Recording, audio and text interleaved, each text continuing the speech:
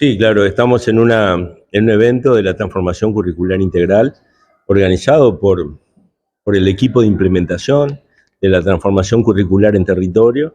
Estamos en un evento conformando en clave ANEP con los directores de primaria, secundaria y educación técnico profesional, conjuntamente con el equipo de mentores, el equipo de profesionales que nos están ayudando en territorio como asesores respecto a lo que es la implementación y el proceso de pensamiento de esta nueva transformación curricular, que en realidad la transformación ocurre en la mente de cada uno de nosotros, porque esa es la gran transformación. Y es constante. Nosotros pasamos de una educación de enseñar, en la cual yo tengo el contenido y te enseño a ti, a una educación del aprendizaje, en la cual tú y yo aprendemos.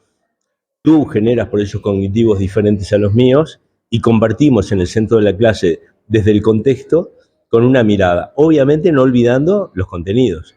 No olvido los contenidos, porque si estamos en una materia, asignatura, química, física, matemáticas, historia, yo no olvido los contenidos nunca. Pero antes le dábamos importancia al aplicar y repetir.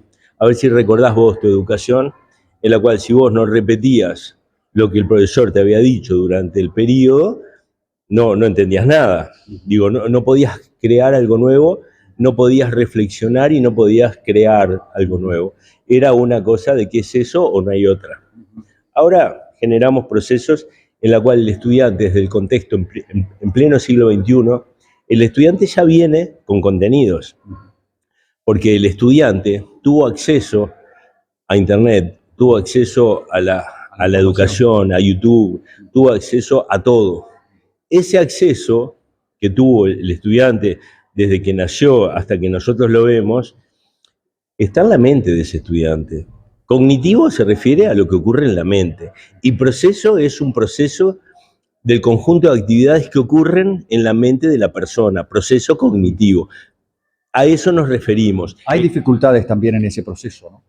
Hay dificultades en ese proceso porque hay una dificultad de cambio. Porque tú imagínate, hablo por mí, ¿no? Tú capaz sos joven, pero yo nací el siglo pasado. Nací en el siglo XX. Toda la gente que tenga más de 24 años nació en el siglo XX. El siglo XX que fue un siglo pensado en el siglo XIX, porque nuestra educación está pensada en el siglo XIX, en 1880 y pico, empezamos con los procesos educativos. ¿Cuántos cambios? Hubo cambios en cuanto a los contenidos, ¿no? Hubo cambios, obviamente, los contenidos cambiaron, pero el proceso educativo fue aplicar y repetir, aplicar y repetir. Poco hicimos en creatividad, en evaluaciones, en pensamiento crítico. Imagínate vos, en mi época o en la tuya, que a vos te pregunten emocionalmente vos cómo estás como estudiante. Nunca, o sí te lo preguntaron. Nunca te preguntaron cómo te sentías, nunca te preguntaron o nunca te explicaron o te enseñaron al relacionamiento con los otros, a los vínculos. Obviamente que dice que eso viene de la familia. Obviamente, pero el siglo XXI cambió las familias. Porque en el siglo XXI hay muchas familias monoparentales, muchas familias que ni siquiera son monoparentales, viven con abuelos, con tíos que se criaron en un contexto diverso. Ya no es aquella familia formal, tradicional. Ahora hay todo un cambio social muy profundo en la cual nosotros, referentes parentales en el proceso educativo, tenemos que cambiar y generar. La gente habla de competencias, podemos hablar también de valores, porque es un valor el poder comunicarme con el otro, vos que sos de comunicaciones. Es un valor tener un pensamiento crítico, pensamiento creativo. Es un valor también tener inteligencia emocional. Es un valor tener capacidad de pensar cómo piensan las máquinas, el pensamiento computacional, ¿no? Cómo en este siglo XXI, cómo reflexiona una máquina, porque yo tengo que interactuar con ella. Porque todos tenemos que interactuar con la inteligencia artificial, con los procesos de los algoritmos y cómo se arman los algoritmos, cómo piensan para yo interactuar con ellos y no que ellos nos dominen a nosotros. El pensamiento crítico es fundamental. En este momento que es necesario evaluar y ver los hechos y reflexionar sobre los hechos y tener pensamiento crítico es muy importante.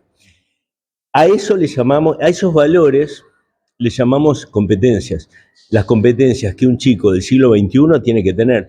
Vos imaginate que si nosotros solo nos limitamos a los contenidos, yo te pregunto a vos, en el 2050, que los chicos que hoy tienen 12, 13 años van a tener 40 años, yo te pregunto, ¿qué profesiones van a haber en el 2050?